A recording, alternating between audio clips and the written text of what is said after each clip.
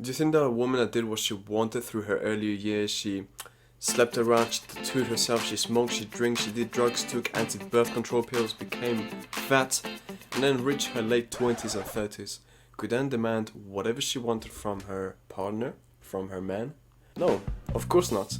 The audacity alone annoys you, doesn't it? The entitlement definitely pisses me off, at least. But ultimately, it doesn't matter, because reality is reality, and she may demand and ask for whatever she wants, but it won't change the fact that she won't be able to get that dream guy or dream man. Now, what if it was the other way around? If you're a man, can you sleep around, get drugged up, be in shape, but not really healthy or muscular? I say this because honestly, fat guys wouldn't be able to sleep around, but a woman would. Can that guy get to his late 20s or 30s and demand whatever he wants from his partner? Do you know what most of these influencers and just people in general tell you?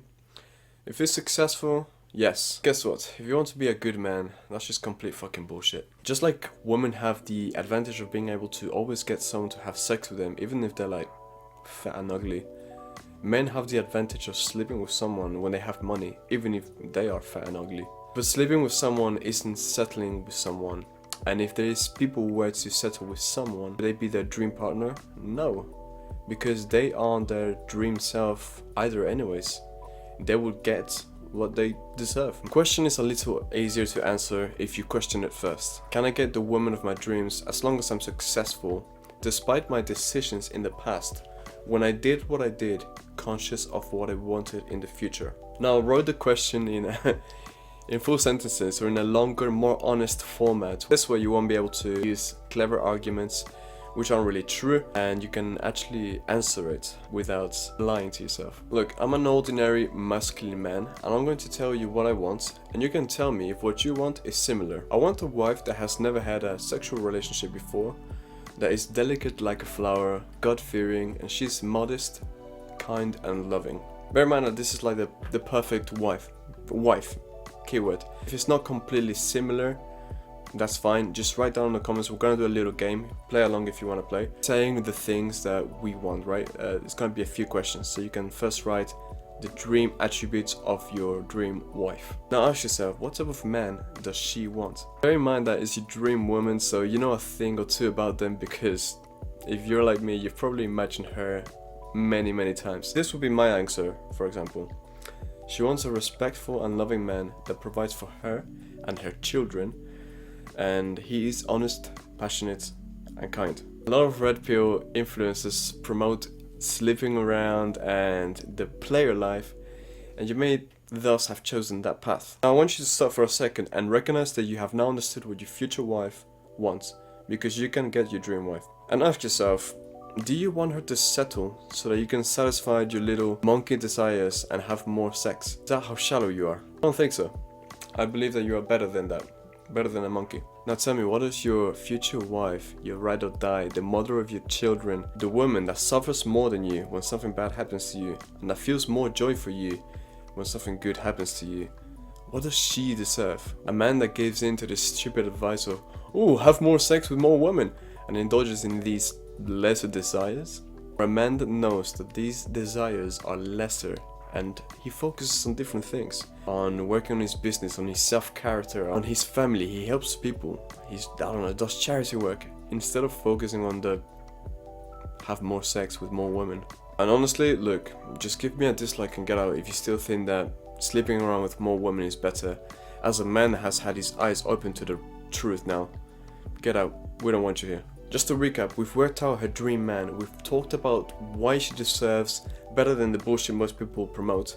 Now the what if. What if I made those mistakes, but I didn't know any better? But now I do, and ever since I've known, I've stopped. What then? Can I still get the chance of being with her?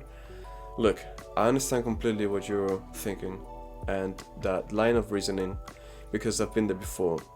What I say to you is, forgive yourself. If you didn't know any better, but now that you do, you're trying to make a change. That's fine, just go easy on yourself. I won't say that's not entirely your fault, I won't take all of the accountability off of you, because your heart probably gave you warnings to tell you this is not right, because spiritually it's just not right, and we can feel it, and you didn't listen to those warnings. But I didn't either when I was a bit younger and I made those mistakes. But now that you know better, you must also be better. You must stop doing it if you're still doing it. You must stop immediately. And you may find that it's harder if you never did in the first place. But that's on you now. You gotta be tough through it. The more you indulge today, the harder tomorrow becomes.